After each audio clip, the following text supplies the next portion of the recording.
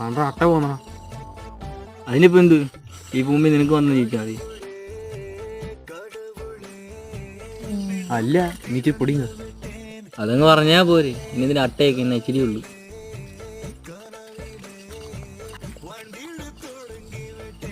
ഇപ്പൊ വെപ്പണം നീ വെച്ചേ. പൈസ ഇല്ലാതെ വീട്ടിൽ നിന്ന് വരെ പൈസ അടിച്ച് മാറ്റി ഇച്ചിരി 701 പൊടി മേടിക്കുക. അതുവരെ തീർത്ത്. ഇനി നാളെ ഇനി എന്തോ ചെയ്യും? എങ്ങനെ ചെയ്യും നാളെ ഞാൻ? എന്ത്